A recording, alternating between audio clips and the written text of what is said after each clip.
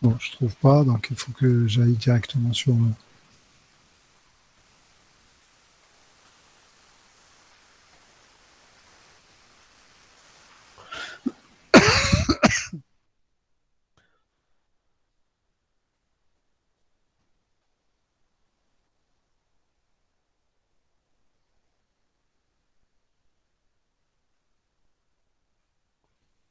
Donc, je partage.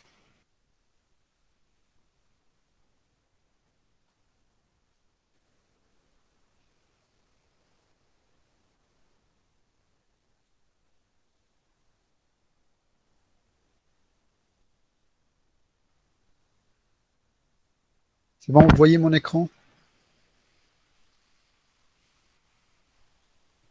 Ok, bon, celui-là, je le laisse comme ça, au cas où. On était là. Donc, on devait... On a fait tout ça, en principe. On avait commencé à montrer le cheminement ah oui, c'était le dernier exercice, il me semble. C'était l'exercice 12. Soit j'ai un graphe orienté complet, fortement connexe, montré alors que G admet un circuit hamiltonien. On avait commencé à le faire, mais on n'a pas été jusqu'au bout. En fait, pour faire cet exercice, donc, qu'est-ce qu'on avait dit? On avait dit, c'est la démonstration, elle se fera en 12. On avait dit que la démonstration se fera par l'absurde, c'est ça?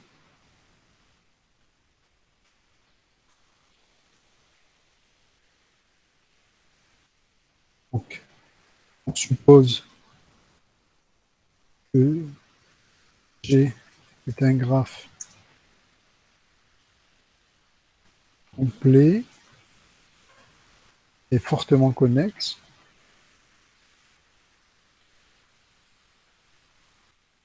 mais il n'admet pas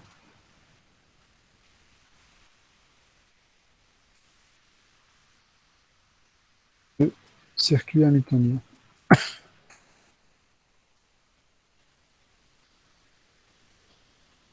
Comme ça, donc on considère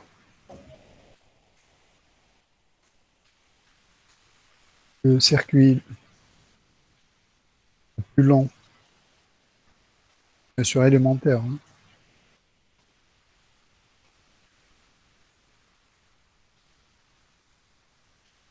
le plus long qui existe, en termes d'arc, bien sûr, de ce graphe, soit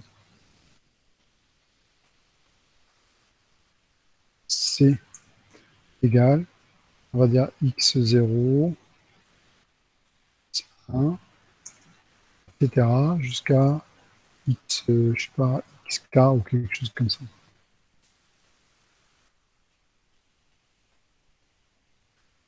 Donc ce circuit, soit il reviendra sur x0 aussi.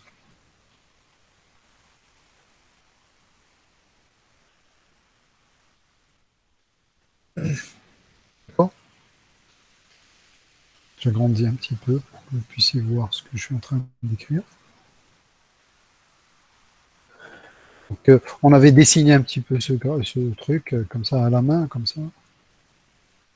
Donc ça, c'est notre circuit. On va dire qu'il y a des orientations. Donc, vous avez bon,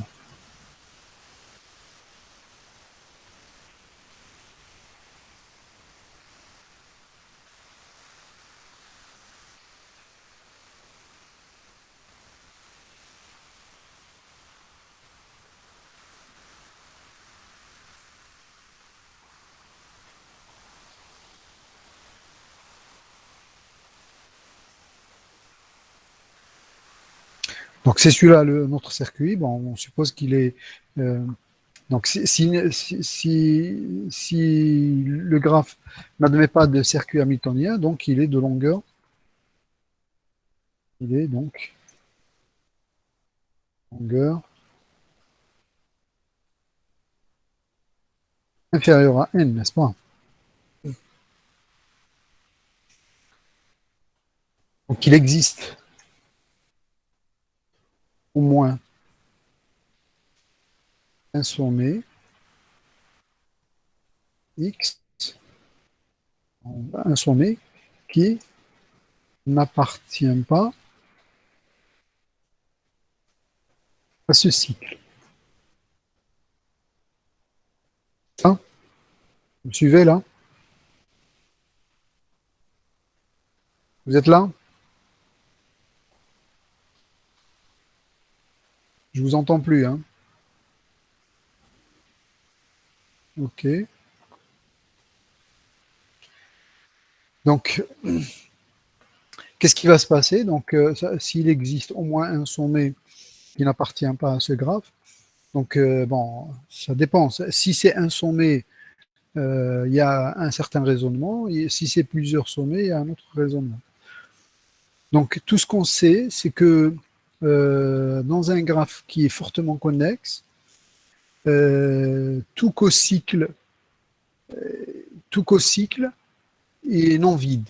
C'est-à-dire tout cocycle par rapport à un sous-ensemble de sommets va être non vide. Qu'est-ce que ça veut dire? Ça veut dire que si je prends cet ensemble de sommets qui appartient à ce circuit, le cocycle qui va être associé, que ce soit le cocycle sortant ou le cocycle rentrant de ce sommet, de ces sommets-là, ils vont être non vides. Est-ce que vous comprenez ce que je suis en train de dire?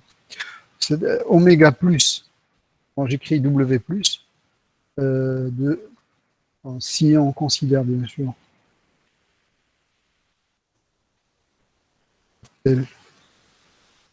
l'ensemble des sommets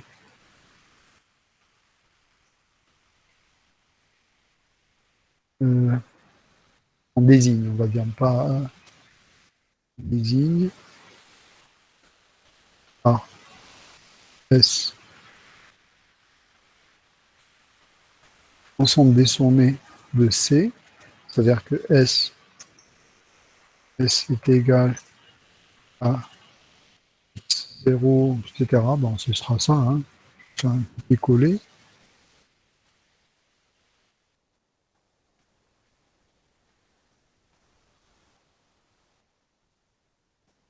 Je peux rajouter maintenant des virgules. Ici, et là, et là, je vais mettre. Donc, oméga plus de S est différent de l'ensemble vide. Comment on va écrire différence? Je n'ai pas les trucs.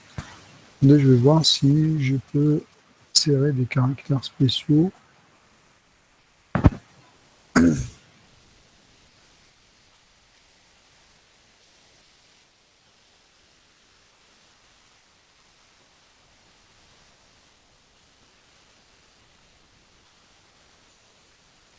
Alors, différent. Bon, sinon, on l'écrit comme vous connaissez déjà, différent comme ça. L'ensemble vide. Ah, si encore, j'ai.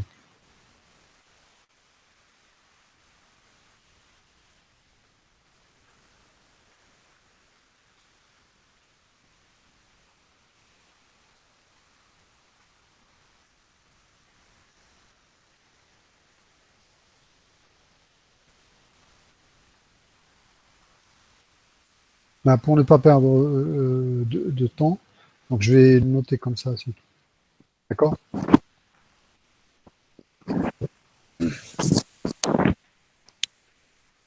Monsieur, Oui? le cocycle n'est pas vide parce qu'on a considéré qu'il n'est pas hamiltonien.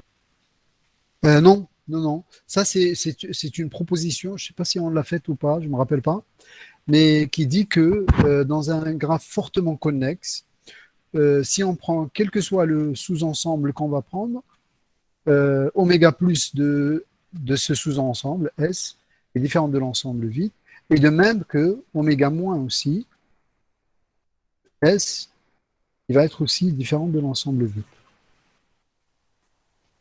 Quoi, en fait, qu'est-ce que ça veut dire? Ça veut dire quoi? Tout simplement que si je prends cet ensemble, ben, par Il y aurait rapport à l'ensemble, toujours il y aura toujours des arcs sortants qui vont sortir de des cet arcs en ensemble. et des arcs rentrants. Sinon, le graphe, il ne va pas être fortement connexe. En sorte qu'on n'aura pas des sommets qui sont isolés par rapport aux autres. C'est-à-dire, si on peut venir Exact. à... Ah, C'est ça. d'accord, c'est bon. Oui, C'est oui, ça. c'est bon. C'est ça. Donc, ça veut dire qu'en fait, il y a toujours des arcs qui vont sortir de. Celui-là, on a supposé que ce cycle n'est pas de longueur n, c'est-à-dire que ce n'est pas un newtonien, donc il ne couvre pas tout l'ensemble des sommets. Donc, c'est un sous-ensemble de sommets. Donc, il y a des sommets qui ne sont pas dans S, dans ce cycle, hein, n'est-ce pas? Donc, s'il y a des sommets, ça veut dire que si je considère maintenant oméga plus de S, donc l'ensemble des arcs sortants de ce S, il y a sûrement des arcs sortants. Et aussi, il y a aussi des arcs rentrants. N'est-ce pas? Alors, s'il existe un sommet X tel que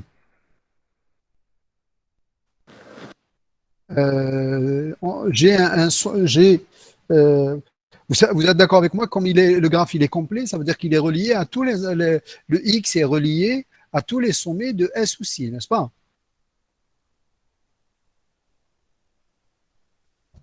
Vous m'entendez? Le graphe il est supposé être complet. On a dit qu'il est complet. Et on a dit aussi qu'il est fortement connexe. Donc, du moment qu'il est complet, ça veut dire que X, et il est relié à tous les sommets de S. Il est relié à tous les sommets de notre parcours déjà. S'il est relié à tous les sommets, alors, je vais mettre ça ici.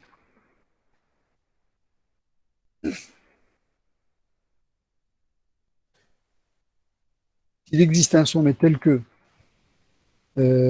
X est relié à S par des arcs entrants et des arcs sortants.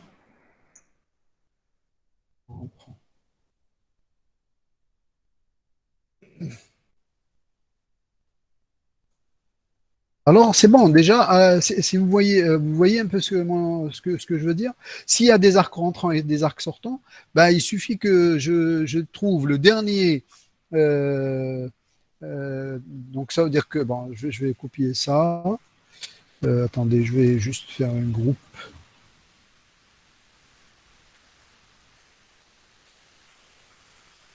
Euh, Format.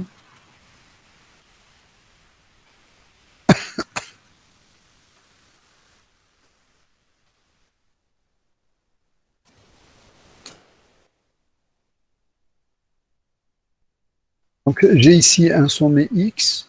Bon, allez, je vais dessiner un petit cercle comme ça. Et sur celui-là, X. Hein.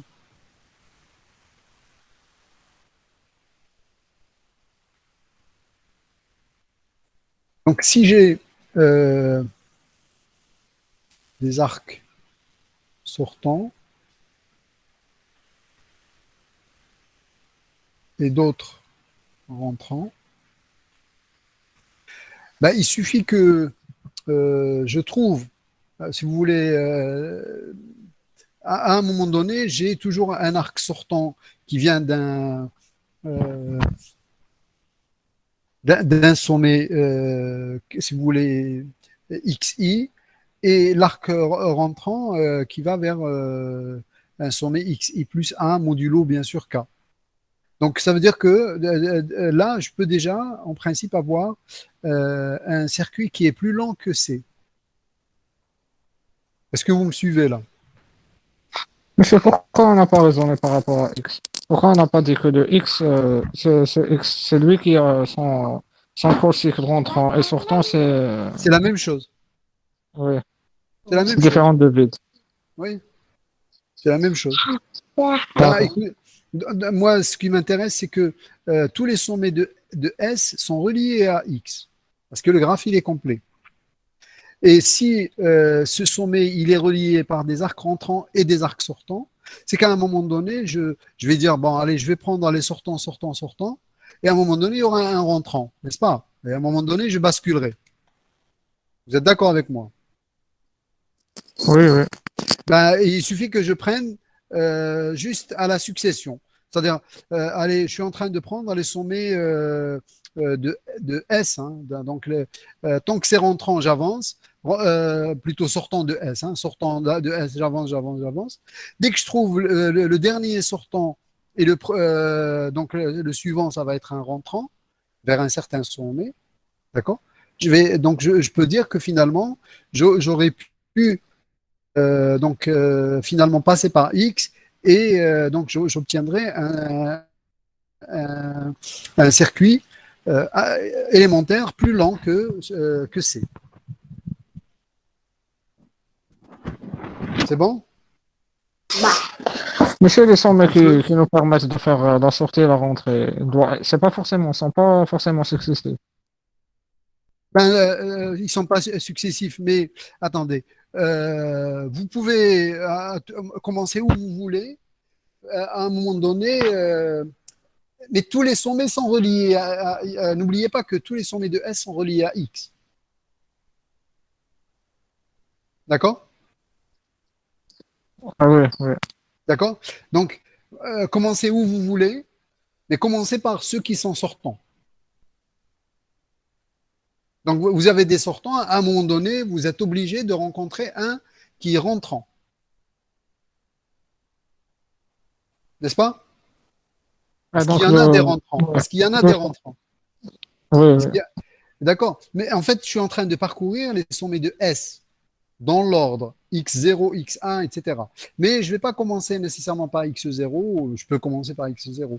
Maintenant, si je commence par X0 et que je trouve qu'il est rentrant vers X0, je ne prends pas en considération. Je vais plutôt aller vers ceux qui sont sortants de S. Donc, je vais commencer de sortant. Donc, j'imagine qu'ils sont, celui-là, j'ai ici un qui est sortant. Donc, ça veut dire que euh, comme ça. Ensuite, j'ai d'autres. Donc, j'ai des points de suspension ici, on va dire. D'accord? Ici, en quelque sorte, j'ai des points de suspension. Hein. Enfin, je vais mettre comme ça. Et donc, j'ai que des sortants. Et à un moment donné, j'ai un rentrant. Mais attention, je suis en train de prendre les sommets qui appartiennent à S. Donc, ils sont sortants de S vers X. À un moment donné, j'ai un qui est rentrant. Donc, il est successif. Ils ne peuvent pas être tous sortants, puisque j'ai dit que il existe un sommet. S'il existe un sommet, je suis en train de considérer un cas. S'il existe un sommet X qui a à la fois des sommets rentrants et des sommets sortants. Donc, je suis dans ce cas-là. Ça veut dire que X, il a des sommets rentrants et des sommets sortants vers S. Je suppose que c'est le cas. Donc, je commence n'importe où. Si c'est des arcs rentrants vers S, donc je ne les prends pas en considération. Dès que j'arrive au sommet sortant, je commence. Donc, je me dis, ils sont sortants, sortants, sortants. À un moment donné, je vais rencontrer un rentrant. Donc, c'est bon. Donc, ça veut dire que j'ai un cycle ou un circuit qui est plus lent parce que cet arc-là, je ne le prends pas. C'est-à-dire que l'arc qui est là, en quelque sorte.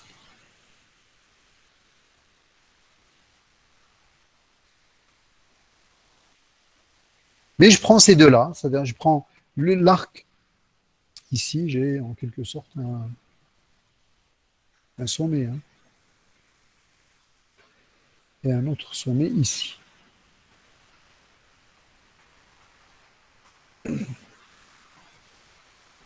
Voilà.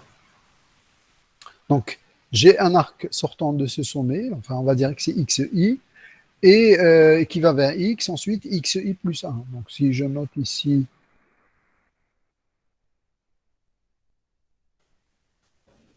je fais.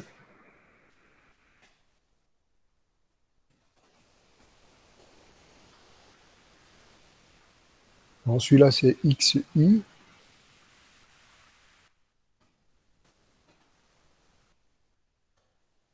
Donc celui-là, celui-ci, il va être.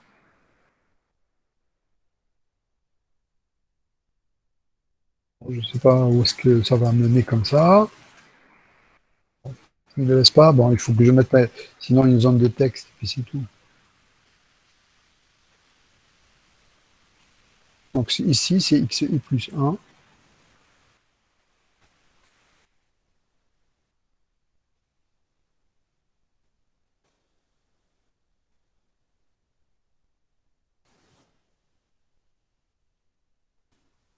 Bon, donc on a donc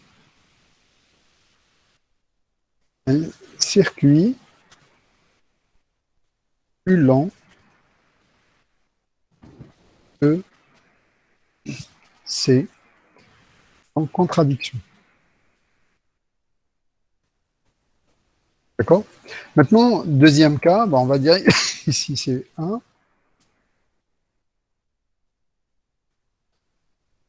Deuxième cas, tous les sommets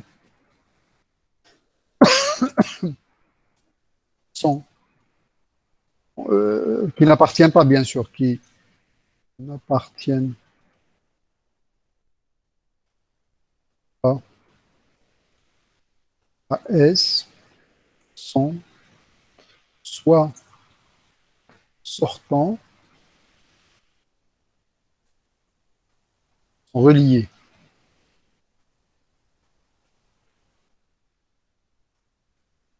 À S par des arcs, soit tous sortants, soit tous entrants.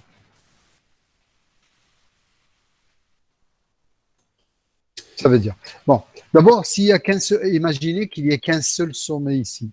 Vous êtes d'accord avec moi qu'ils ne peuvent pas être, tous les arcs ici ne peuvent pas être sortants parce que oméga plus et oméga moins doivent être tous les deux non vides. Donc forcément, s'il n'y a qu'un seul sommet qui n'appartient pas à S, forcément il est relié par des arcs rentrants et des arcs sortants. C'est clair? Maintenant, s'il y a plus, par contre, donc à ce moment-là, on peut avoir les deux scénarios. Donc on peut avoir un sous-ensemble encore. Bon, je n'ai pas bien fait les choses.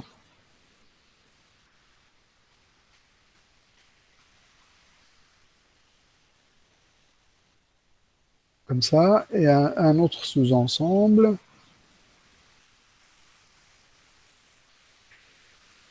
Bon, parce qu'il il est fermé, donc il le remplit. Donc, j'ai pas envie qu'il soit plein. Donc, vers celui-là, tous les arcs sont sortants. Et forcément, vers celui-là, tous les arcs vont être entrants. Pas, si moi j'ai choisi tous les sommets pour lesquels les arcs sont tous, qui appartiennent à S, sont tous sortants vers ces sommets-là. Bien sûr, tous les sommets sont connectés entre eux, parce que le graphe il est complet. N'oubliez pas ce détail. Donc, si j'ai plus qu'un sommet, et qu'il n'y a pas de sommet du genre, comme celui de X, hein, comme X qui est là, il n'y a pas de sommet qui est connecté par des arcs sortants et des arcs rentrants. Ça veut dire qu'il y a un sous-ensemble qui est relié que par des arcs sortants et un sous-ensemble qui est relié que par des arcs rentrants. D'accord? Est-ce que tout le monde me suit?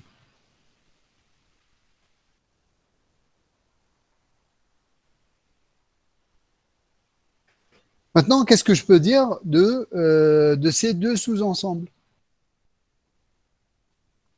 Même ils sont reliés par des arcs. Ben, en tout cas, ce qui est sûr, c'est que l'ensemble des arcs, bien sûr, eux aussi, ils sont reliés parce que le graphe, il est complet. Mais l'ensemble des arcs sortant de celui-ci, on va appeler celui-là A, par exemple. Je ne sais pas si... Allez, je vais rajouter un truc texte. Ce sous-ensemble, je vais l'appeler A. Et celui-ci, je vais l'appeler B. Donc, entre A et B, en tout cas, ce qui est sûr, c'est que, regardez, tous les arcs qui viennent de S sont rentrant vers A.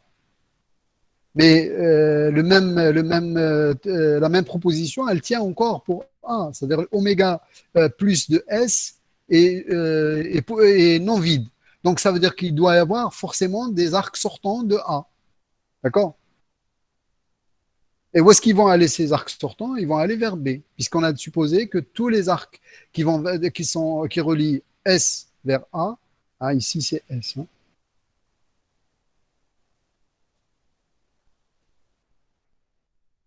Et tous les arcs qui relient S vers A, ils sont tous sortants. D'accord? Et comme on sait que oméga de A, et c'est pareil, est différent de l'ensemble vide, oméga plus. Donc, A aussi a des arcs sortants. Bah, où est-ce qu'ils vont aller? Ils vont aller vers B. Donc, ça veut dire qu'en fait, j'ai aussi un chemin plus lent qui va aller d'un sommet, bien sûr, je peux aller d'un sommet ici quelconque vers un sommet quelconque ici, et va aller vers un sommet quelconque ici, et aller vers un sommet qui suit. Hein, c'est-à-dire ici, par exemple, si j'ai un sommet xi, par exemple, et ici, je vais avoir xi plus 1 aussi. De la même manière que tout à l'heure. Donc, je vais...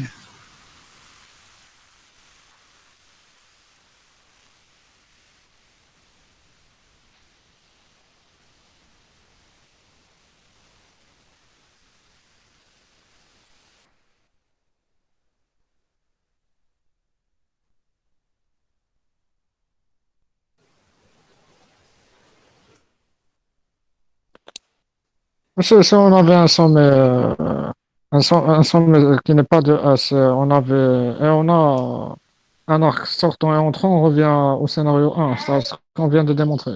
Oui, parler du premier cas. C'est-à-dire dans ce deuxième cas, si on avait, c'est pas forcément Attendez, qu'on peut mettre, excusez-moi, une minute. Je branche mon PC avant qu'il s'éteigne. J'ai oublié de le brancher tout à l'heure. Parce que là, la batterie, elle est au rouge.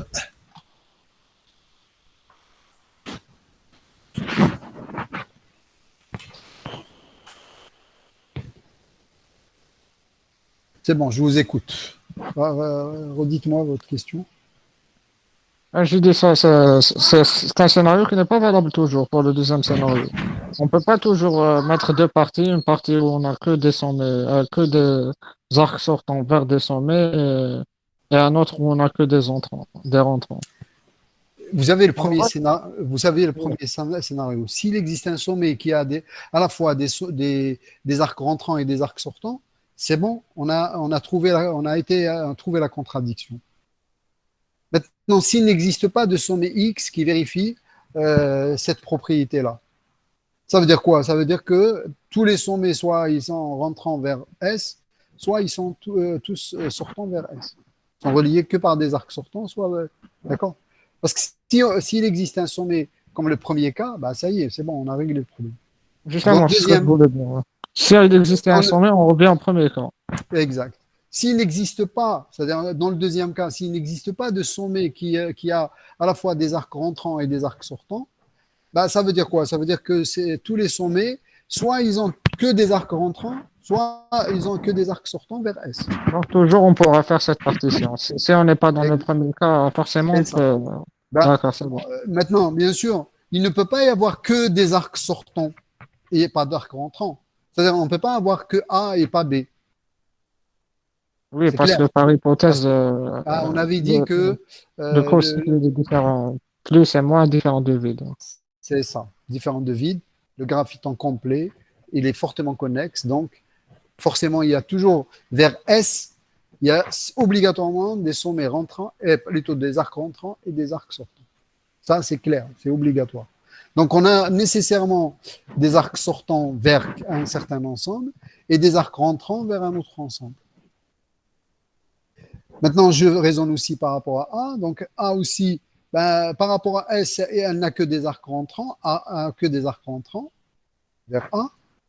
Mais comme le cocycle de A aussi doit être positif, plutôt, pardon, il doit être non vide, le cocycle, le oméga plus de A est aussi non vide, donc forcément, il a des arcs sortants.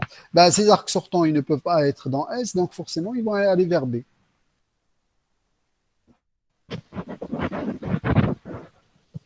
D'accord? Oui, c'est bon, monsieur. C'est clair. Très bien. Merci. مسيو Oui. كي يكون الجراف كومبلي ماشي لازم يكون عندنا دي ليان من ال لاس.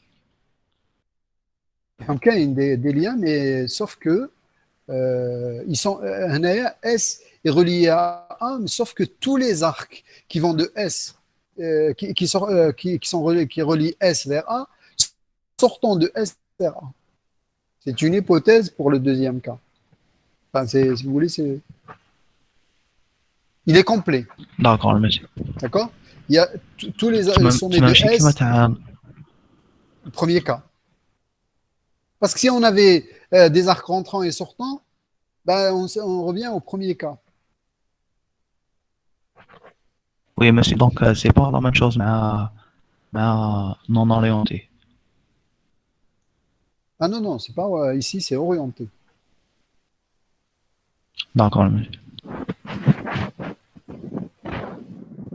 Qu'est-ce on avait dit? Donc, de la même manière, donc oméga plus de A étant différent de l'ensemble vide,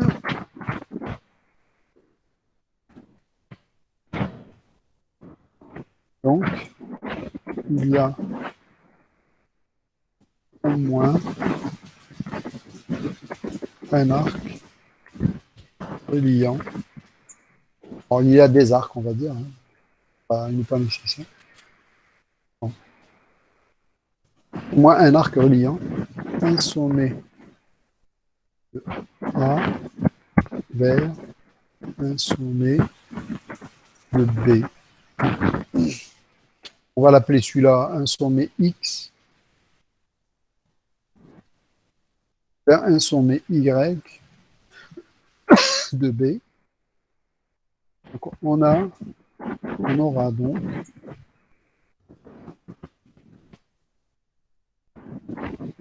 ici un circuit plus lent. Cette fois-ci, il est beaucoup plus lent parce que plus lent que C. En fait, on va prendre cette fois-ci, ça va être x0, etc. Quand on arrive à xi, on va aller vers x, ensuite y. Un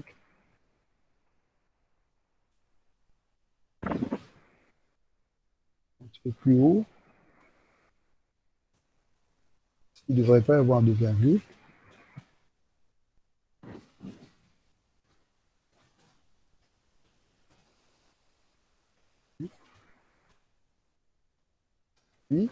Donc c'est celui-là le circuit. Donc à un moment donné, j'arrive à xi.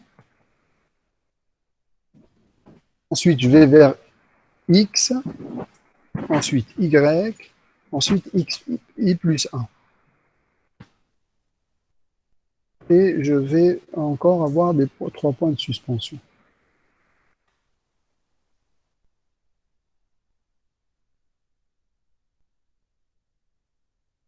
C'est bon?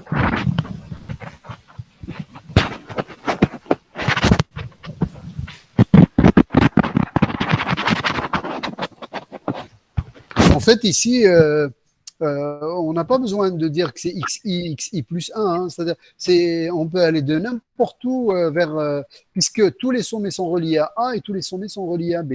C'est-à-dire que le x là, que je vais choisir ici, je sais qu'il est relié à tous les sommets de S, et le y que je vais choisir ici, il est relié à tous les sommets de S. Donc, si vous voulez ici, je vais faire x0, x1, jusqu'à arriver à n'importe quel xi. Hein. C'est-à-dire ça peut être x1, ça peut être x0 lui-même. Hein. C'est-à-dire que n'importe où. Je vais aller ensuite vers x, peu importe. Hein. Ensuite, de x vers y, qui forcément existe, puisque oméga plus de A est différent de l'ensemble vide. Donc il y a forcément un arc qui relie un sommet de A vers un sommet de B. Donc c'est ce x-là. Et donc, je peux aller ensuite de Y vers xi plus 1, et etc. Donc, ce circuit, vous êtes d'accord avec moi qu'il est plus lent que C. Donc, on a encore une autre contradiction. Et c'est ce qu'il fallait démontrer. Il y a des questions par rapport à cet exercice. Si c'était pas complet, à quel moment on va se bloquer? C'est-à-dire, qu'est-ce qu'on peut pas prouver s'il n'était pas complet? Je vois pas pourquoi il doit être complet. Ben, s'il n'était pas bloqué, vous ne pouvez pas dire que oméga plus de A est différent de l'ensemble vide. Il peut être égal à l'ensemble vide. Ça, c'est par rapport à fortement connexe, mais par Non, rapport à non. complet. Euh, euh, par rapport à A, euh,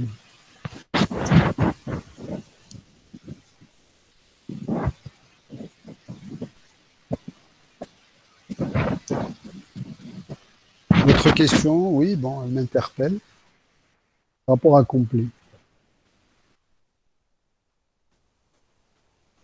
En fait, il peut ne pas y avoir de continuité comme ça. C'est-à-dire qu'en fait, euh, ici, vous voyez que je peux prendre n'importe quelle position et rajouter en fait les trois arcs. C'est ça, vous voyez un peu? C'est-à-dire qu'en fait, en quelque sorte, j'ai Donc, par exemple, j'ai lorsqu'on a passé supprimé, de X à Y, c'est ça, ici, j'ai supprimé un arc et j'ai rajouté trois arcs. Vous voyez? Vous êtes d'accord oui, avec moi? oui, ouais. S'il n'était pas complet, je ne sais pas à quel moment je vais avoir en fait la sortie. C'est-à-dire, je peux sortir de là pour aller, excusez-moi, sortir de là vers A, ensuite aller vers B, et ensuite revenir vers S. Mais peut-être que je n'aurai jamais un seul arc. Peut-être qu'il me faut deux ou trois ou quatre ou quelque chose comme ça. D'accord? D'accord, c'est bon, ouais. Merci. C'est-à-dire que je dois toujours sortir de S vers A, mais un seul arc me suffit. C'est-à-dire que je ne. Puis si vous ne dites pas qu'il est complet, ça veut dire qu'un seul arc. Alors que là, c'est tous les S, tous les sommets de S qui sont reliés à A. Donc, je peux sortir de n'importe où vers A et je peux rentrer vers n'importe où vers B. Mais à ce moment-là, ici, j'ai gagné trois sauts, trois arcs. Mais ici, ben là, ce que je vais enlever, peut-être que ce n'est pas trois, peut-être que je vais enlever quatre, cinq. Je ne peux pas avoir un seul arc. Alors qu'ici, je suis sûr qu'avec deux arcs qui se suivent, je peux aller vers A, ensuite vers B, ensuite revenir.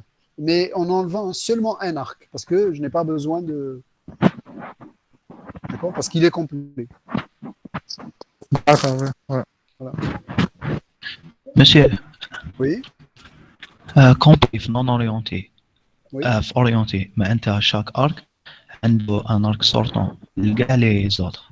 Non, هذه en fait, ولا non? attendez. Complet dans le graphe complet, dans le graphe orienté, ça veut dire que entre tout couple de sommets, il y a un arc, au moins un arc, dans un sens.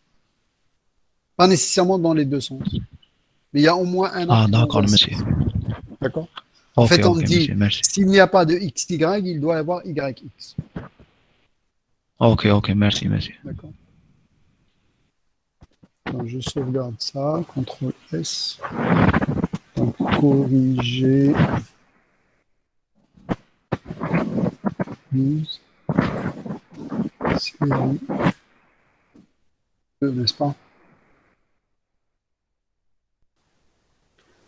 Alors, s'il n'y a plus de questions pour.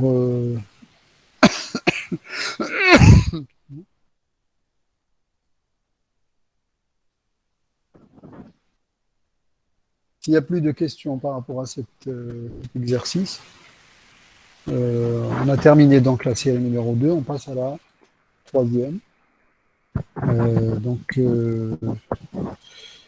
Troisième série, c'est les cheminements optimaux, hein, donc les chemins, problèmes de cheminement dans les graphes, les chemins de coût optimal, de coût minimal, de coût maximal, etc.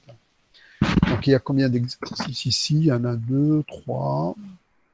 Donc on va essayer au moins de finir cette série aujourd'hui et passer à la série concernant euh,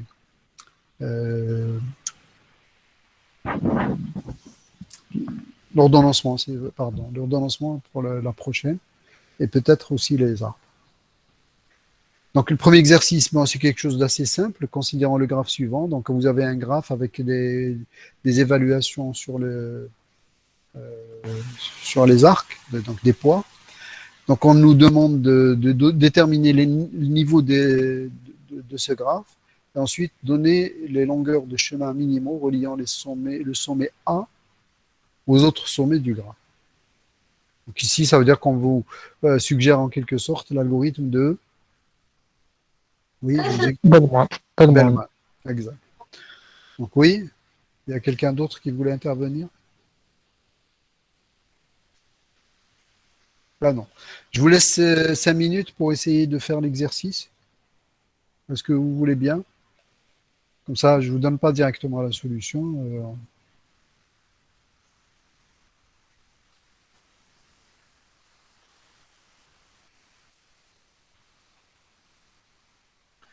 Ok, je vous laisse 5 minutes alors.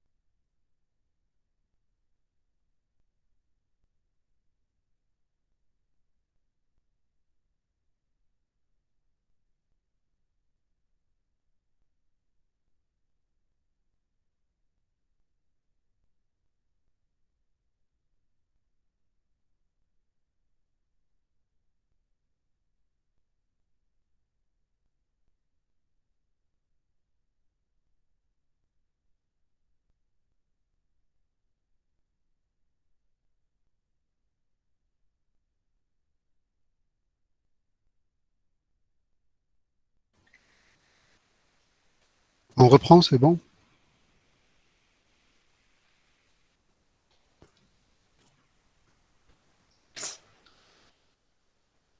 Donc, si, bon, je vais essayer de réduire un peu pour qu'on ait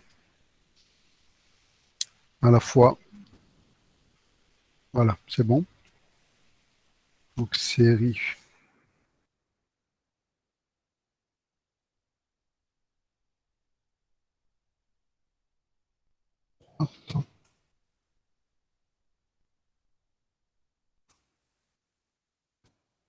Première question.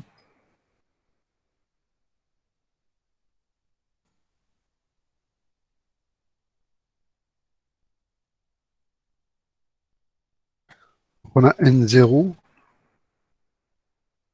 Alors, ça va être quel sommet? Vous m'entendez là? Le A, monsieur. Le A. Que A? Et monsieur. Voilà, Ah, I aussi. C'est le A, I. I, C'est le I. tout à fait. Après, N1,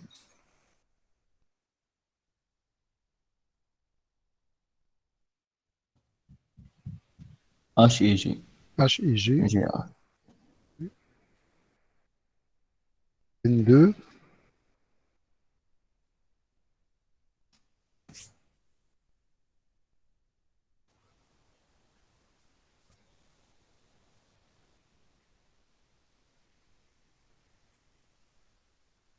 alors N2, ça va être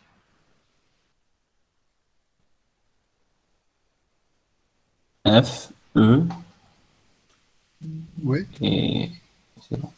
c'est tout. F, E. Et C. F, E, C. Non, c'est derrière F, E. Non, Oui, c'est derrière eux. F. Donc N3 va être C. Là, quand on en va enlever F et donc, C et D, n'est-ce pas? Il nous reste N4. C'est uniquement B.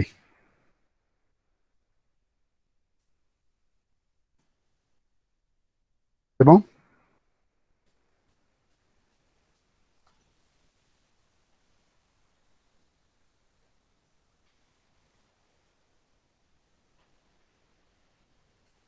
Donc, deuxième question. Donnée, longueur,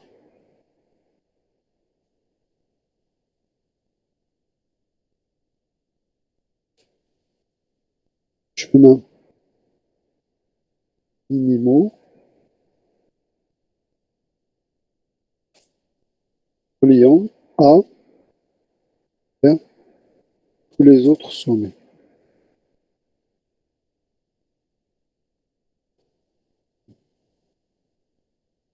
Donc, on va appliquer l'algorithme de Bellman. Donc, la première étape,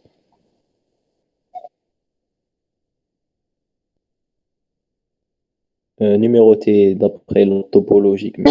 pardon, exact, oui.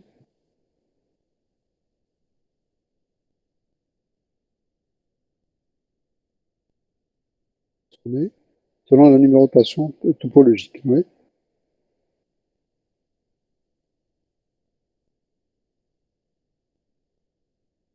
Numérotation.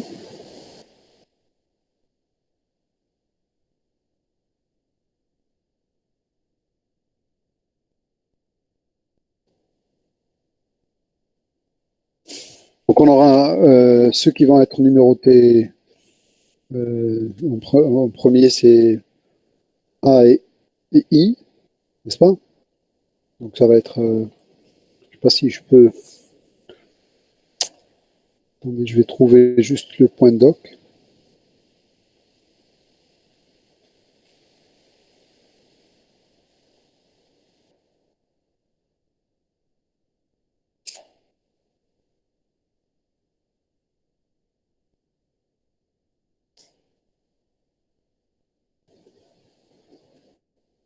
Voilà.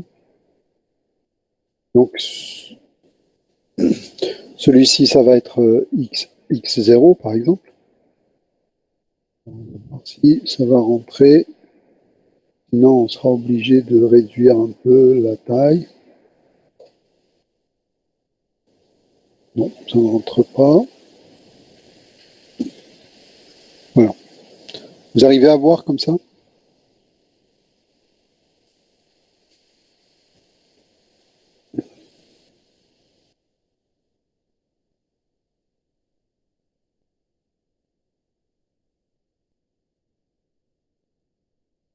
Hein?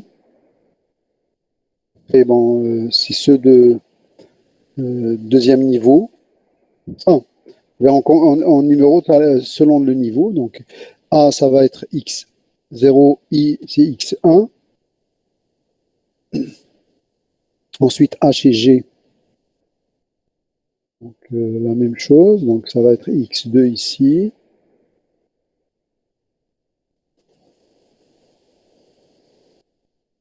X3. Ensuite, F et E.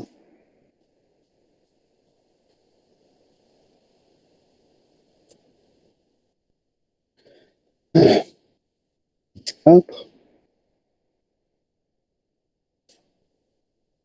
5. C, D.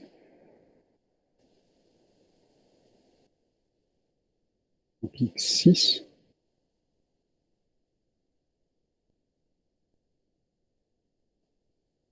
7.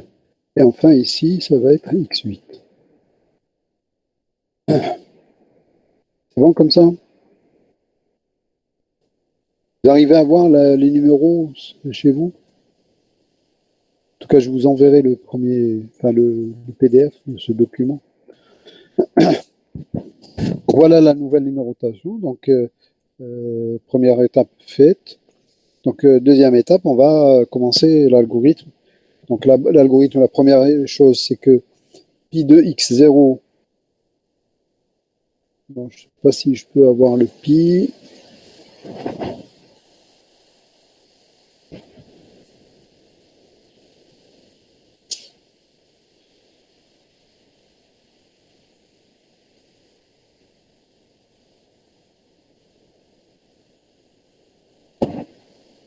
Ah non.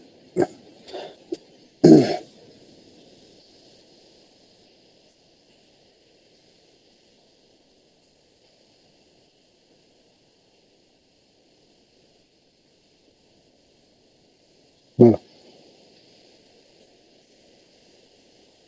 Pi de x0. Qu'est-ce qu'on a dit? Il va être égal à 0. 0. Et tous les autres? Ça fait D'accord, donc pi.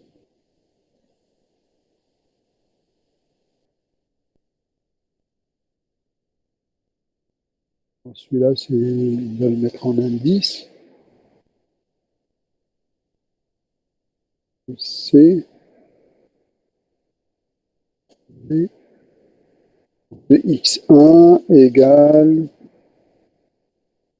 x2. On va juste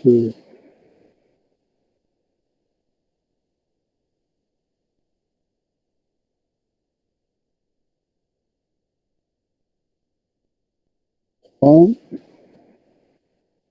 4, 5, 6, 7 et 8. Tout ça est égal à plus l'infini, donc j'espère que j'ai quelque chose. Ah voilà, c'est bon. Plus l'infini. Après, on va prendre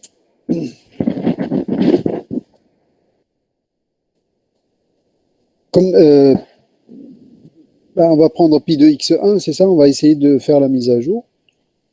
Donc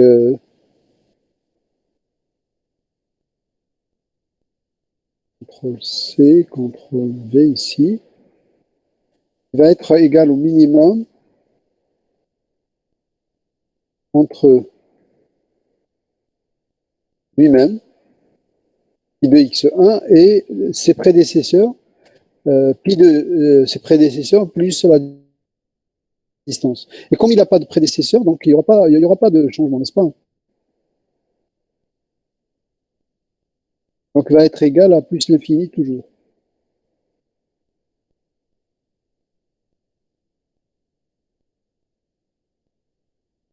Est-ce que tout le monde me suit? Il n'a pas de prédécesseur, donc il y a pas de changement.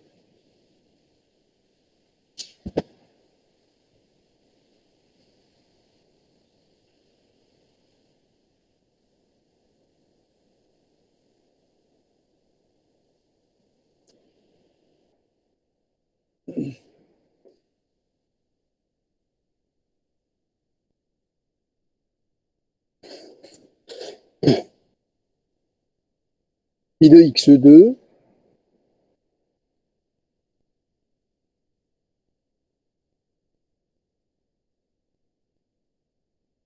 et pi.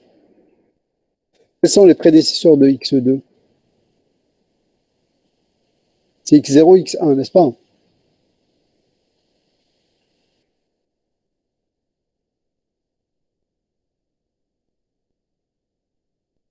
Donc, pi de x1 plus 2 et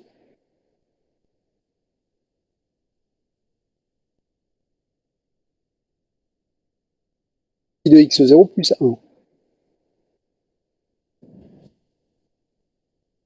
est égal minimum entre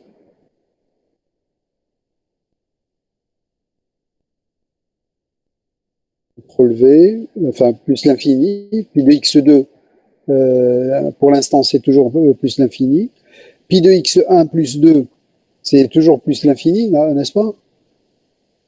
Et pi de x0 qui est égal à 0 plus 1, n'est-ce pas? Est-ce que vous me suivez là? Oui, oui. Ça me donne 1.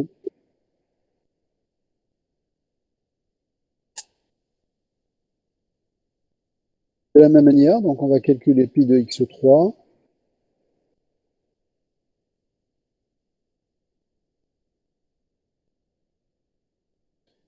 De x3, qu'est-ce qu'il a comme prédécesseur?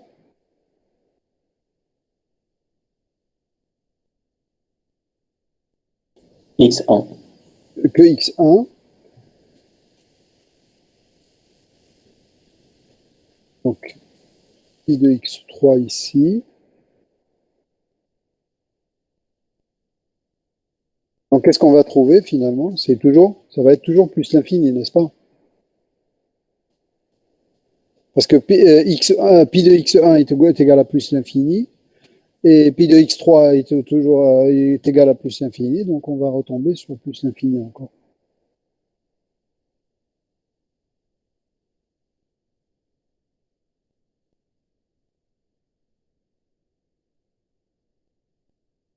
Pi de x4.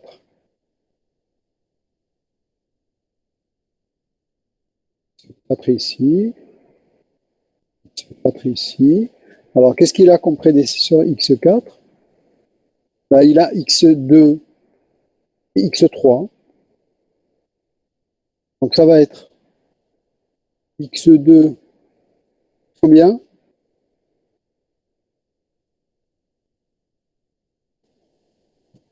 Plus 4, monsieur. Plus 4, oui. Donc, en fait, x4, qu'est-ce qu'il a comme prédécesseur? Il a x2 et x3. Donc, c'est pi de x2 plus 4 et le pi de x3 plus 3. Donc, virgule. Donc, je vais juste copier ça.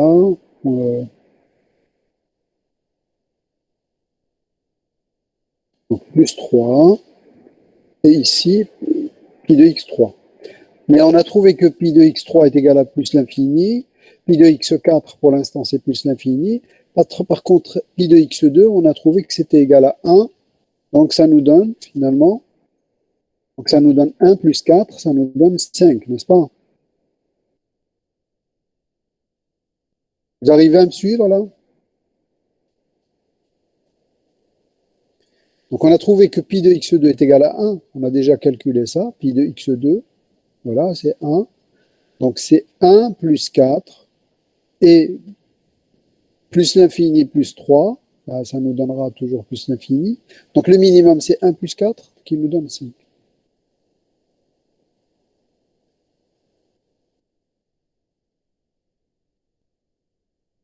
On arrive à pi de x5 qui a deux prédécesseurs. Alors quels sont les prédécesseurs de x5? C'est x2 aussi x3. Donc c'est la même chose. Sauf que les coûts ne sont pas les mêmes. Donc ici c'est 5 et ici c'est 3. Ici c'est 5 et ici aussi c'est 5. Alors moi je fais du copier-coller pour aller faire vite. J'espère que vous arrivez quand même à me suivre. Donc pi de x5 ça va être pi de x2 plus 3 et pi de x3 plus 5. Donc ça, on prend le minimum de ces deux-là. Bon, comme pi de x3 est toujours à plus l'infini, donc ça nous donnera plus l'infini. Donc pi de x5 est initialement à plus l'infini, donc c'est bon. Par contre, pi de x2, on a déjà sa valeur, c'est 1. Donc plus 3, ça nous donne 4. Donc 1 plus 3, ça nous donne 4.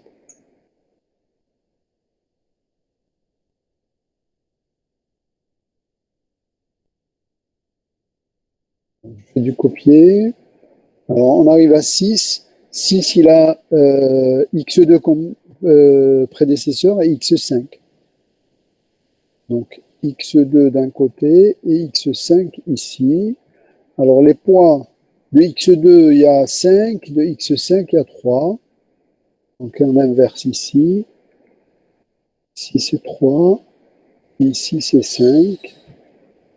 Et ici c'est x6. Ici aussi c'est x6. Donc pi de x6, c'est pi de x1 qui est égal à 1 plus 5, ça fait 6. Et ou bien pi de x5 qu'on a trouvé égal à combien? C'est 4. Plus 3, ça nous fait 7. Donc le minimum entre 7, 4 plus 3 et 5, plutôt 1 plus 5, c'est le minimum, c'est 6.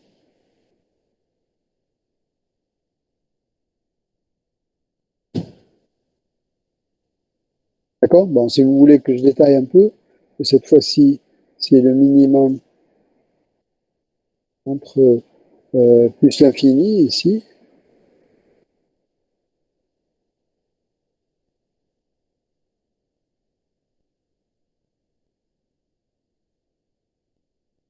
Et le 5, il est venu du 1 plus 5. Et ici, c'est 4 plus 3. Ça nous donne bien sûr 1 plus 5 qui est plus petit.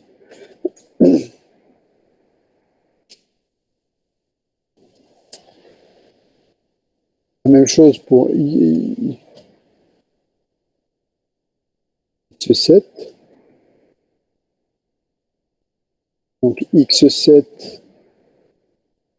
ici.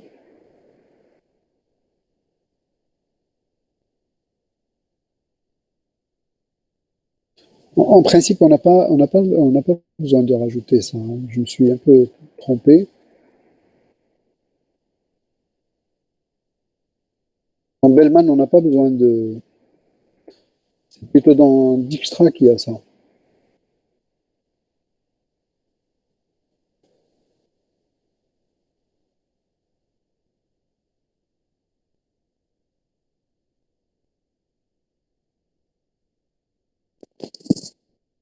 Monsieur, la raison pour laquelle on n'a pas pour le sommet, c'est que quand on va le rencontrer, il sera toujours à plus infini, c'est ça? C'est ça, quand on le rencontre là. Parce qu'en fait, on est en train de faire dans l'ordre et oui, aucun sommet n'aura fait, on n'aura pas fait son évaluation avant, bien sûr.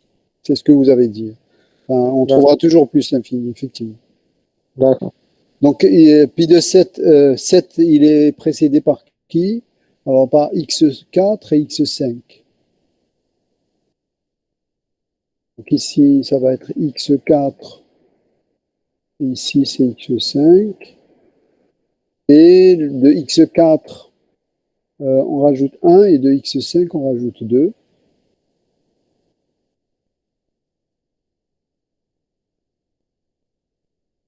C'est 1 ici, et 2 ici, n'est-ce pas? Je ne pas de me tromper. De x4, c'est 1. Et de x5, c'est 2. Oui. 1 de x5, c'est 2. Et ça nous donne donc le minimum entre... Alors, pi de x4, on a trouvé que c'était 5 plus 1. Et pi de x5, on a trouvé que c'est 4 plus 2. Dans les deux cas, on a 6. Bon.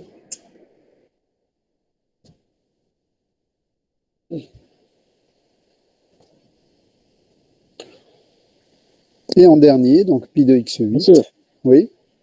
dans ce cas, lorsqu'on a l'égalité, lorsqu'on va mettre à jour le prédécesseur, on a le choix entre Oui, on a le le choix. 4 et le 5. Oui. D'accord. On a le choix. Ça n'a pas d'importance. Et en dernier, il nous reste pi de x8. x8, il est précédé par 3.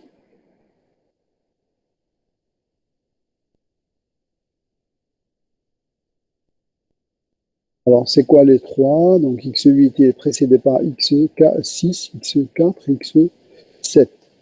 Donc, 4,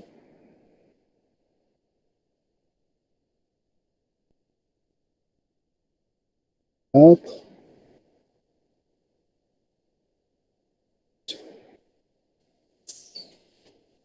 x6 plus quelque chose, et x7 plus quelque chose.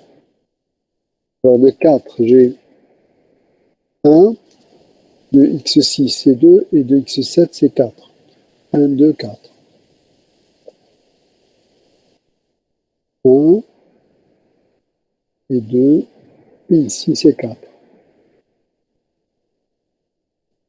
Et ça nous donne donc le minimum entre... Alors, pi de x4, c'est 5, n'est-ce pas? Donc, plus 1. Pi de x6, 6, plus 2. Et pi de x7, on a trouvé que c'est 6 aussi, plus 4. Donc, le minimum, c'est évident que ça va être 6.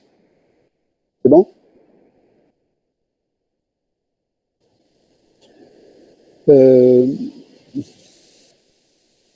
Par contre, on n'a pas retenu qu'est-ce qui nous a donné ce minimum chaque fois.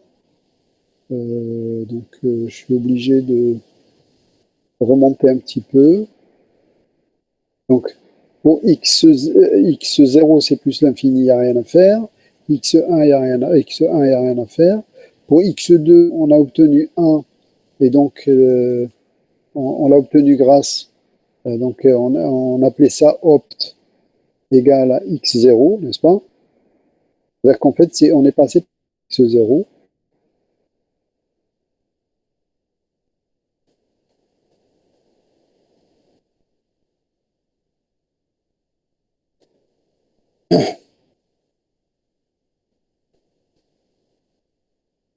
Pour x3, c'est plus l'infini, donc ça n'a pas d'importance. Pour x4, alors x4, comment on a obtenu le 5? x4, le 5, on l'a obtenu grâce à, c'est-à-dire 1 plus 4.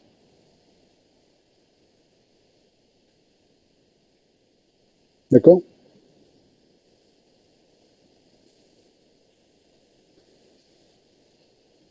Donc ici, x3, c'est plus l'infini. Donc c'est x2 ici.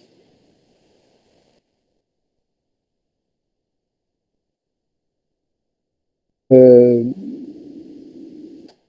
clair ici aussi, c'est x2. Parce qu'on a obtenu 4, bon, on ne peut pas l'obtenir quand on a rajouté 5, c'est évident.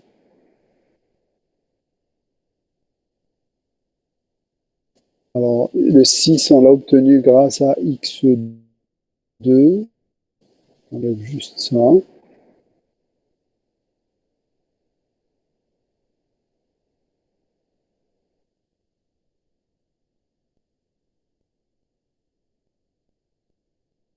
Alors, le 6, ici, peu importe. On a dit ça peut être x4 ou x5.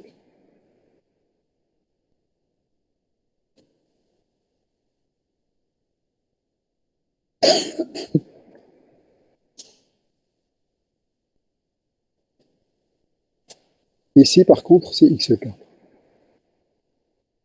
Voilà un peu ce qu'il fallait faire.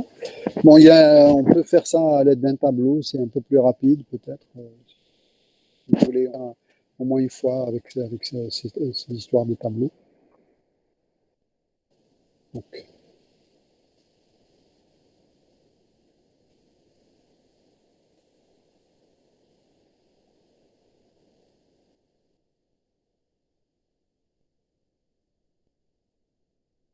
ici, c'est les sommets. Ici, c'est le pi.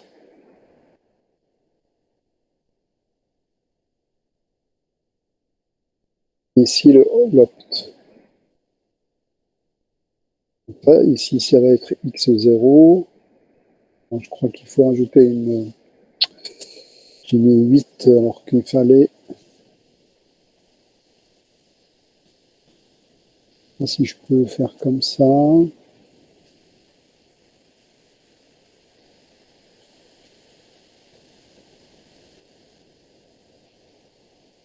Ah, je peux pas.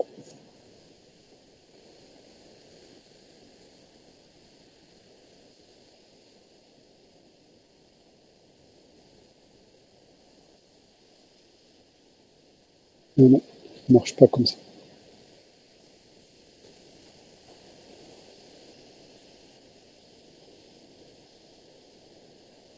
Ça marche. Ici, c'est x1, x2, x3, x4, x5, 6, 7, 8, 9 sommets. Donc initialement, on a dit que tout est A plus l'infini. On peut rajouter d'abord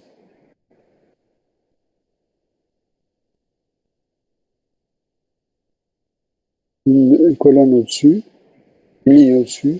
Ici, ça va être les.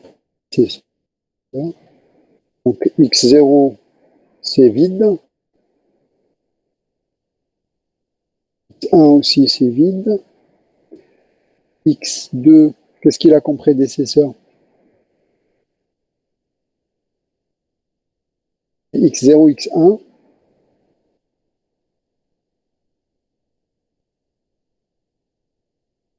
O et X1. X3, qu'est-ce qu'il a comme prédécesseur? X1 seulement.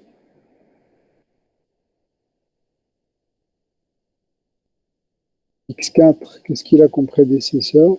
Bon, sinon, je vais réduire, comme ça, je vais voir sur l'autre. Ah non, je ne vois pas.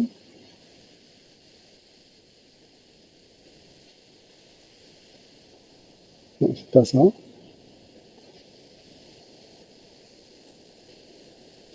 Voilà. X4. Ah, mais j'ai pas la numérotation. C'est G, X4, n'est-ce pas? Non, c'est pas G. Ah, je ne me rappelle pas, donc peu importe.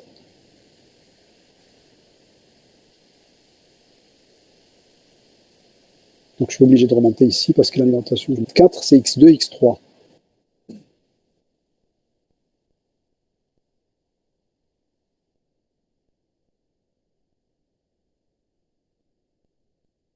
X5, X2, X3 aussi.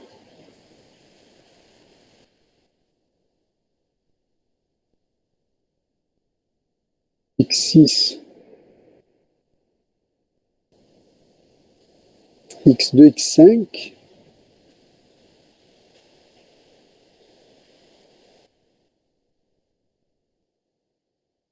X7, fait, il a x4 et x5.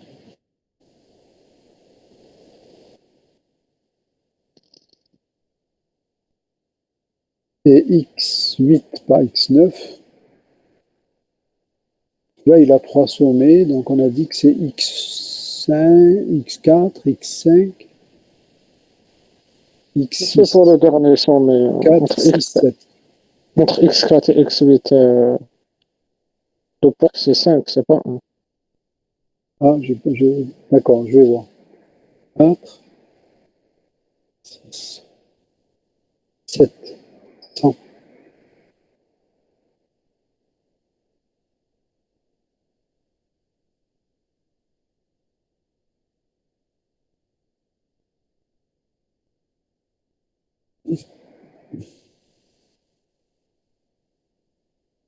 Vous m'avez dit? J'ai dit, monsieur, de x4 vers x8. Le poids de l'arc, c'est 5. Et nous, on a travaillé avec 1. On s'est trompé. D'accord. x4 vers x8. Donc ici, x4 vers x8. C'est combien? C'est 4?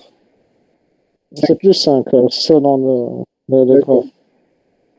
Donc 5 plus 5, ça fait 10. Donc ça fait le minimum, c'est 8. Et il vient de x8.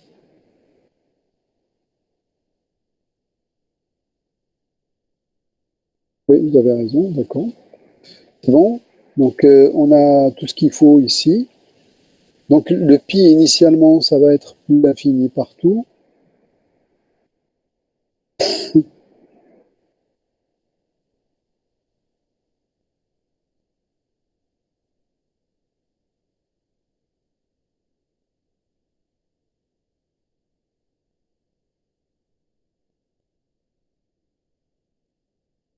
Après, bon, si x0 n'a pas de prédécesseur, x1 n'a pas de prédécesseur, donc ça ne changera pas. x2, qu'est-ce qu'il a comme prédécesseur? On a dit que c'est x0, x1. Donc, je vais ici calculer le minimum. Bon, malheureusement, C'est x0, c'est 0. Ah oui, oui, vous avez raison. Voilà. Donc, pour x2, il a x0 comme prédécesseur x1. Donc, on avait vu l'arc qui relie x0 vers x2, son poids c'est 1, donc on va passer ici à 1. Bon. Et l'opt, c'est x0.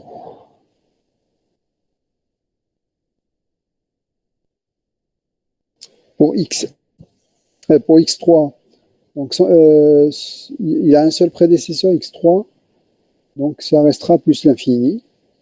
Ah oui, c'est plus l'infini parce que ça va être plus l'infini, plus le poids de l'arc qui était de 3, je crois. Donc ça reste plus l'infini. Pour x4, les prédécesseurs, c'est x2 et x3. Donc ça va être 1 plus quelque chose et plus l'infini plus quelque chose. Donc pour x4, donc qui est là, donc c'est 1 plus 4 et plus l'infini plus 3, donc ça nous donnera 5. Et on est passé par x2. x2. x5, c'est pareil, donc bon, je vais juste copier un peu d'en haut là. Pour x5, donc on a trouvé que c'est 4 et l'opt c'est x2 et ainsi de suite. x6, donc le prédécesseur qui nous a permis d'obtenir le 6, c'est x2. Donc on a trouvé ici un 6 et x2 ici. x7, alors qu'est-ce qu'on a? 6. Ici on a dit que ça peut être x4 ou x5.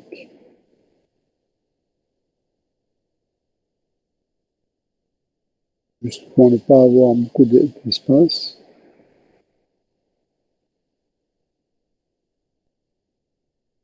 Et enfin, x8, donc ici c'est x6,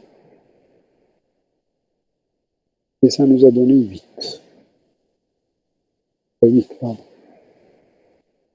Donc grosso modo c'est ça. Donc en principe c'est un peu plus facile à travailler avec un tableau qu'avec directement avec des équations. C'est-à-dire quand vous avez la figure en face de vous, moi je n'ai pas la figure, c'est pour ça que j'ai un peu sauté on va dire des étapes. On a la figure en face et qu'on a aussi le tableau et les différents pays, etc. Donc on fait le calcul directement dans ce tableau. C'est bon, c'est clair? Mais le principe est le même. Hein. Le principe, c'est la numérotation enfin la mise à niveau des sommets, la renumérotation des sommets. Ensuite, on passe l'initialisation. Donc, on met presque tous les sommets, à plus l'infini, sauf la source de départ, sauf le sommet de départ qu'on met à 0. Et ensuite, on va suivre la numérotation pour trouver pour chacun le prochain coup ou le prochain poids, si vous voulez, du chemin qui va de la source vers le sommet en question. C'est bon? Dans l'algorithme de Bellman, toujours le sommet de départ qu'on va choisir, c'est un sommet source. En général, oui, mais ce n'est pas une règle. Parce que si vous ne choisissez pas un sommet source, vous pouvez choisir n'importe quel autre, mais après, ceux qui vont précéder, ils vont être à plus l'infini, c'est tout. Et on ne va pas les mettre à jour. Ils ne vont pas être mis à jour parce que, s'il n'y a pas de chemin vert, si ce n'est pas une source. Donc ça veut dire qu'on ne peut pas aller de ce sommet-là vers les sommets sources. Alors, si vous choisissez par exemple le sommet de départ ici, c'est x5, de x5, je ne peux pas revenir ni à x2, ni à... Donc tous les sommets vont après être en quelque sorte en amont, ils vont plutôt en aval, et ils ne vont pas être touchés par la mise à jour du poids. Ah oui, on va même pas les considérer parce qu'ils resteront. Oui, on ne peut pas les atteindre, donc ça va être plus l'infini. On ne peut pas les atteindre, donc ça va être plus l'infini. Et le sommet de départ, si je démarre de x5, le poids pour moi, il est, le poids de mon chemin, il est à 0 à partir de. Donc si je vais de x5 à x3, ça va être que 3. Donc c'est comme si je travaillerais avec un sous-graphe qui aura le sommet de départ comme sommet source et je néglige le reste. Exactement. D'accord. Ouais. Tous les sommets atteignables à partir de ce sommet, ils vont être pris en charge. Tous les sommets qui ne sont pas atteignables, on peut les supprimer, on peut ne pas ils ne sont pas pris en charge. Voilà. Ah oui, si vous choisissez une destination en disant que je veux aller à Belouizdad en partant de Babzouar, Babzouar sera le sommet de départ. Il ne va pas considérer les villes qui viennent derrière. Il ne va pas vous ramener de Raya. Ah oui. Voilà.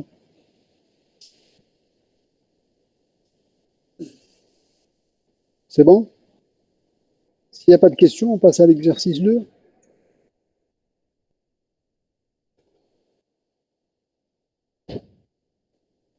Alors, qu'est-ce qu'il dit l'exercice 2?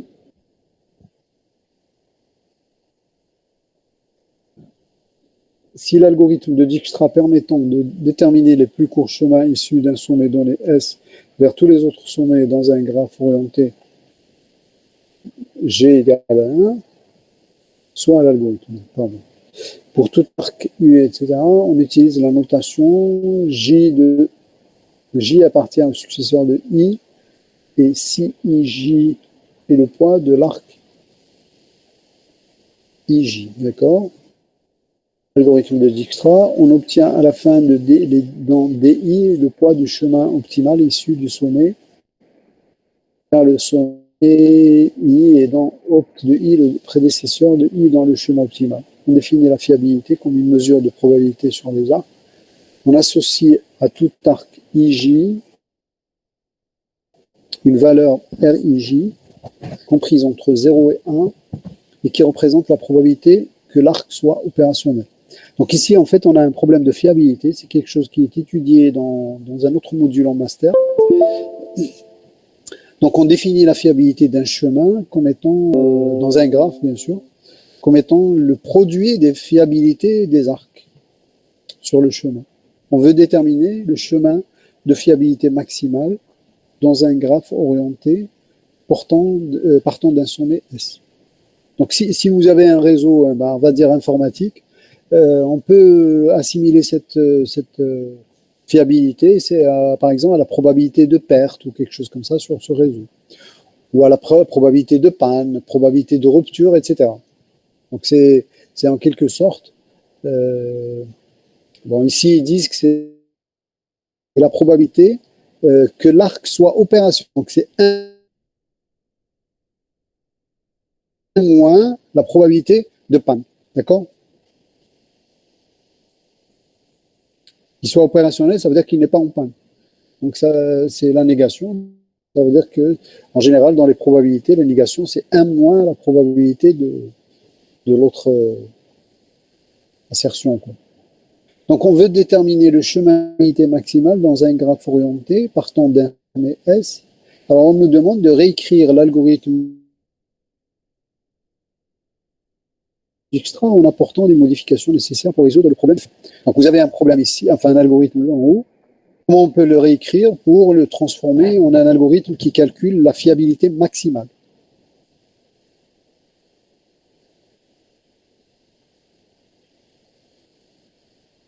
Au lieu d'ajouter le point, on va multiplier par la fiabilité, par la probabilité.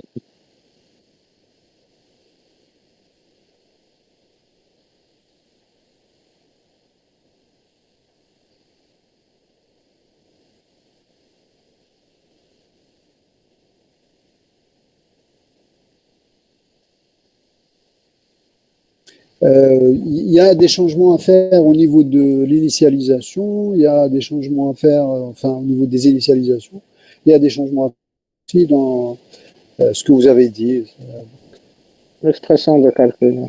l'expression des calculs. Si on reprend cet algorithme,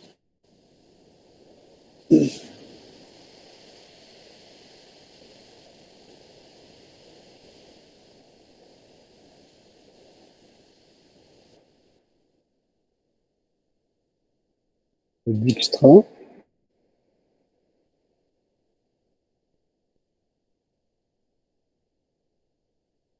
capté,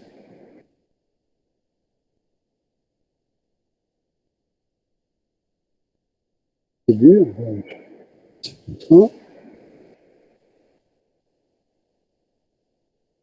S, le point égal 1, bon, ça reste comme ça. Après D de S, le D en fait c'est le pi. Hein. Pi de S va être combien? Ben voilà, c'est 1. Parce que la probabilité de rupture au sommet initial est égale à 1. C'est-à-dire si je dois envoyer un message de S vers S, forcément il va arriver parce qu'il n'emprunte aucun chemin, donc si bien sûr S est opérationnel. Et à ce moment-là, on parle pas on parle de liaison. Donc on ne parle pas du serveur lui-même ou du nœud lui-même. Donc forcément ici ça va être S. Donc opt S est égal à l'ensemble vide en principe ici. N'importe. Bon, pour tout I appartenant. Alors, en principe, j'ai ici le caractère spécial pour l'appartenance. Je l'ai. Inséré, appartenant à grand X. Pour tout sommet, c'est ça. Et qui est différent de S. Donc, je vais écrire différent de S. R. Alors, par quoi on va initialiser? 0. D de I. Ça va être 0, ou ça va être 1, ou ça va être... Le 0, voilà. Parce que initialement, on suppose qu'ils ne sont pas fiers après. voilà, je vais vous suivre et on va voir. Hein. On va faire, fait.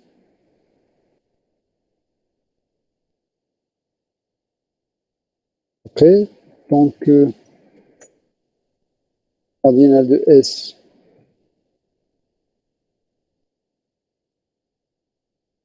est inférieur à N.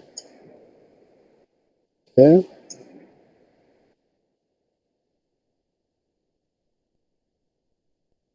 Choisir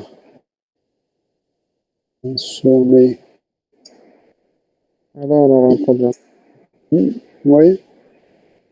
Ouais, parce qu'on va prendre au départ un sommet qui est à 0. On est censé commencer par le sommet qui est dans S. ouais.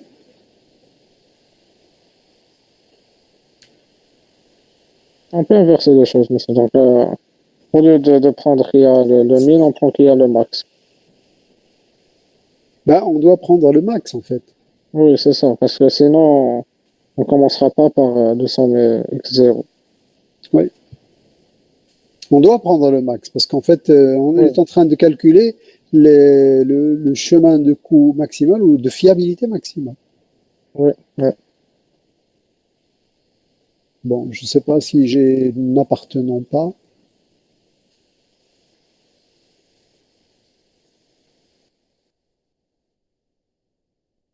Je vais me le prendre. Ah ben ça va. S moins. Ah non, tel que. Ici, c'est tel que. Et I égale max et J.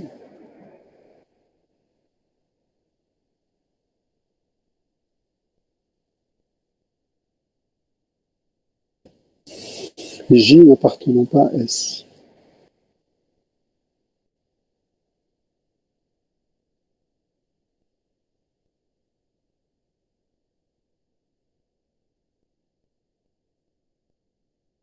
S, le point égal S, union.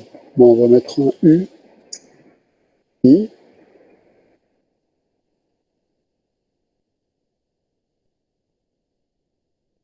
Pour J.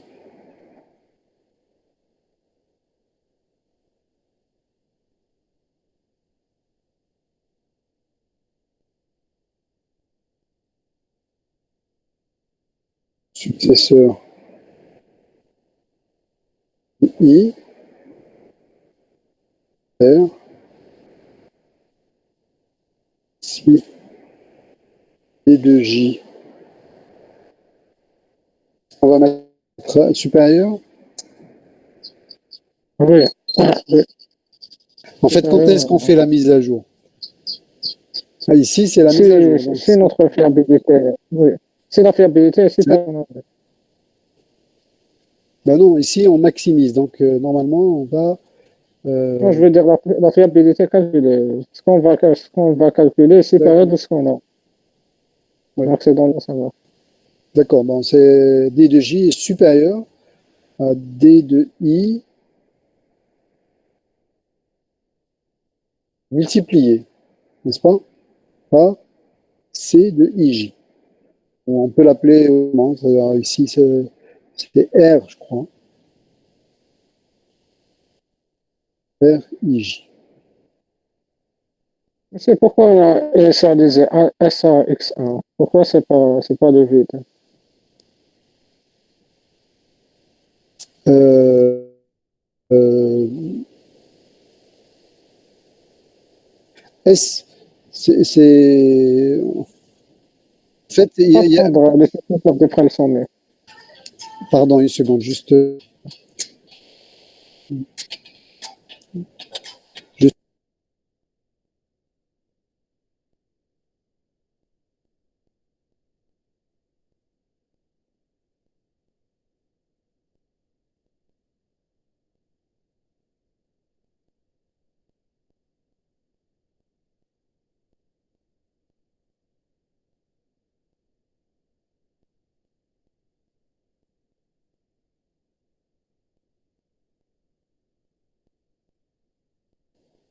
Pardon, donc c'est bon.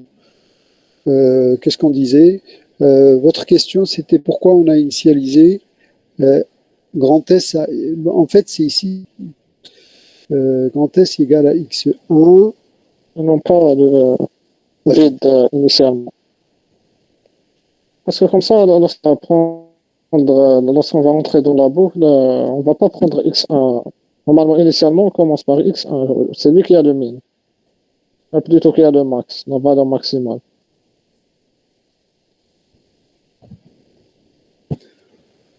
Alors, l'algorithme de Dijkstra, il se base sur ce principe, c'est-à-dire qu'on part d'un sommet donné.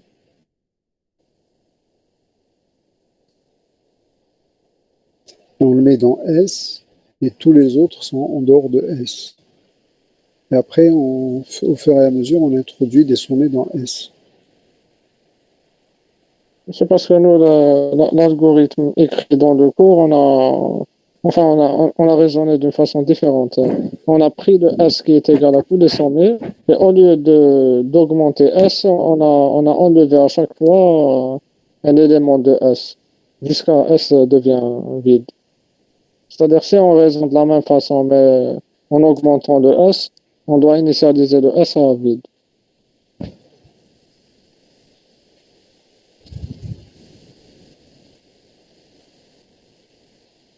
Pour tout I appartenant à grand X, I différent de S faire. Bon, ça c'est juste l'initialisation. Tant que S est inférieur à l'ensemble vide, choisir un sommet I appartenant à S.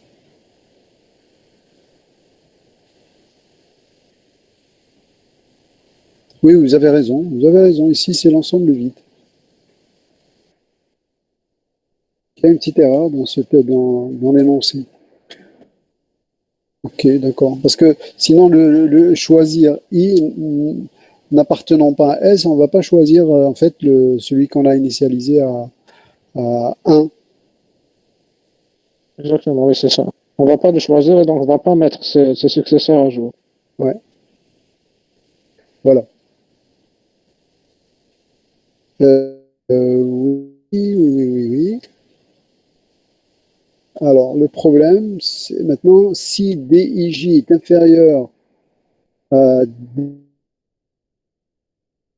DI fois RIJ, donc si les successeurs, donc on a choisi en principe en premier, et bien sûr, le sommet S, qui était initialisé à 1.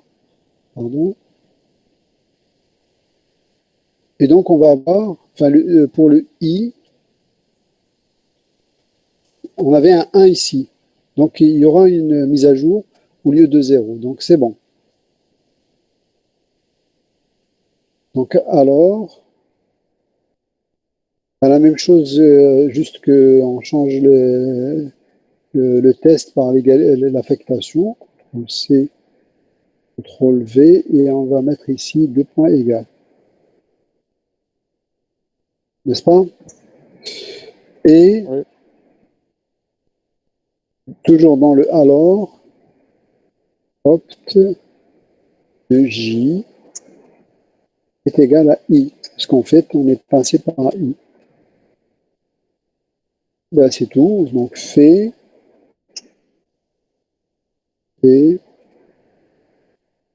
Enfin, voilà. Donc, effectivement, on initialise juste l'initialisation en petit. On fait un petit changement ici, comme vous l'avez constaté. Au lieu de initialiser D de S à 0, on initialise à 1. Et opt de S égale à l'ensemble pour le premier, ça c'est juste pour le premier sommet. Tout I allant de 1, donc on initialise tout à 0, sauf bien sûr celui qu'on a déjà initialisé à 1. Et tant que S est inférieur à N, tant que le cardinal de S est strictement inférieur à N, choisir un sommet I n'appartenant à S. Et comme S est vide, donc on va choisir parmi tous les sommets en quelque sorte. Donc ensuite, une fois qu'on l'a choisi, on va le rajouter dans S pour qu'il ne soit pas choisi la prochaine fois. Et on a choisi bien sûr celui qui a le poids déjà qui est maximal. Donc initialement, tous les autres, ils étaient à 0, sauf 1. Et comme on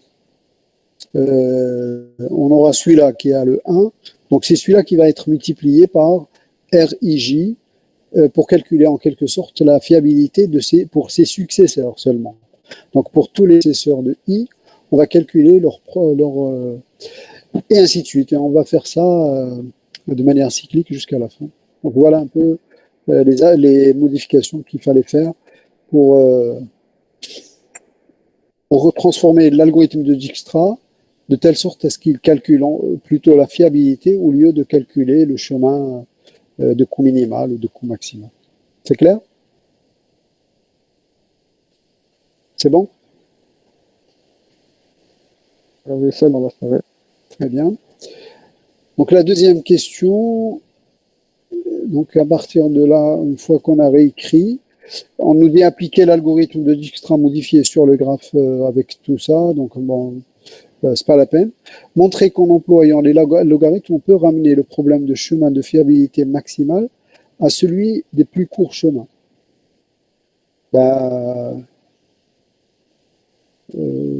Ça, c'est la troisième question. Donc, la deuxième question, c'est juste une application, donc on peut s'en passer. Donc, on sait que logarithme de x ou ln de x plus ln de y est égal à ln de x fois y, n'est-ce pas? Est-ce que tout le monde est d'accord avec moi?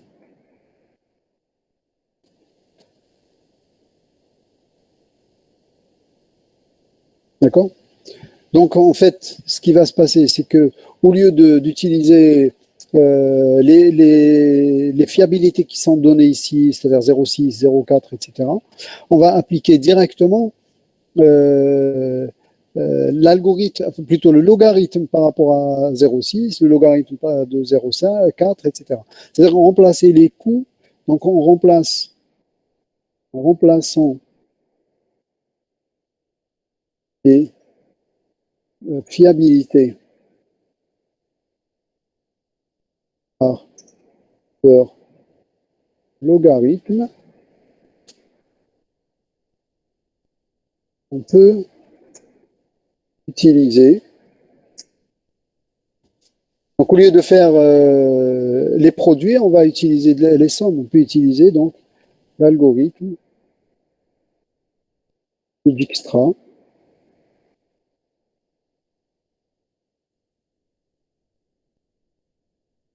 Tel quel, ça va tel quel, hein,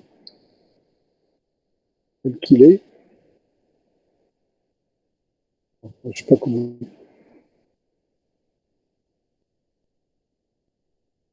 L'origine. Et la fiabilité.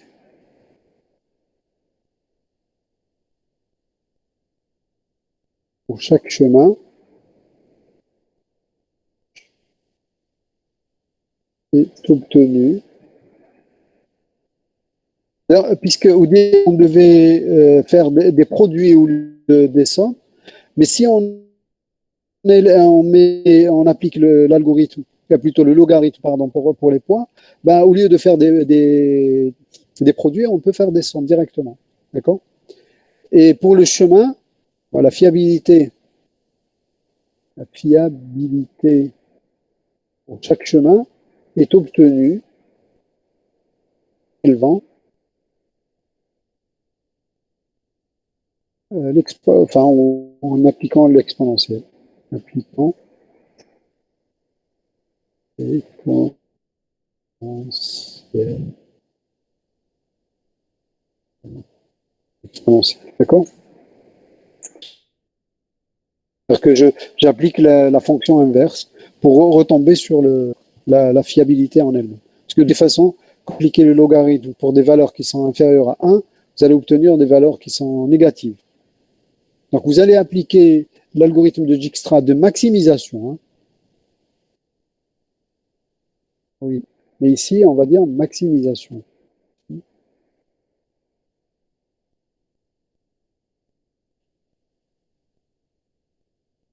Et une fois qu'on a terminé la maximisation, d'appliquer l'algorithme, après les coûts ou les fiabilités par rapport à un chemin, ben, on doit appliquer, pour revenir à la fiabilité, donc on doit appliquer l'exponentielle, tout simplement. C'est clair? Mais c'est on maximise. Donc pourquoi on a dit le plus court chemin? On n'a pas dit le plus court chemin. La maximisation, donc Non, c'est dans la le question. chemin. Non, dans la question. Bon, à ce moment-là, on enlève le moins, c'est tout. Ah, d'accord. Donc on multiplie. En même temps, on enlève le moins de valeurs de n. On remplace par le logarithme et on On multiplie par moins 1. Multiplie par moins 1. multiplie par moins 1.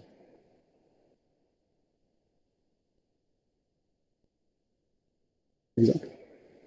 On allait obtenir des valeurs négatives. Donc si on multiplie par moins 1, on va obtenir, bien sûr ici, on applique la fiabilité du chemin pour obtenir de la négation. Hein. De la négation résultat obtenu. On a multiplié par moins 1. Voilà.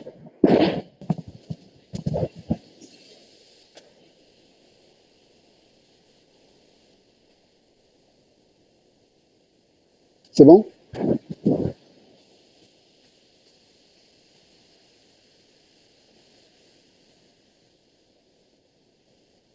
Est-ce que c'est clair?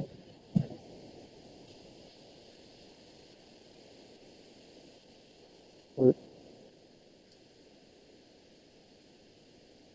Bon, peut-être que je m'arrête ici. Bon, je n'ai pas malheureusement le temps d'aller plus loin. J'aurais aimé faire la suite. C'est quoi? Qu'est-ce qu'il y a comme exercice? Il y a 2 exercices encore.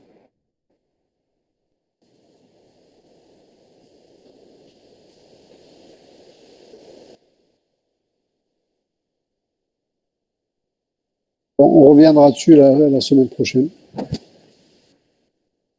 Sauf si vous avez des créneaux libres. Est-ce qu'il y a des enseignants qui ont terminé leur programme? Et à ce moment-là, vous pouvez éventuellement, je pourrais prendre leur séance.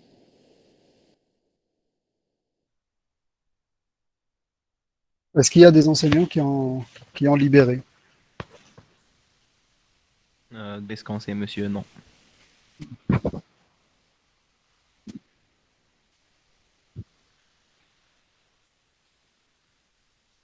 D'accord.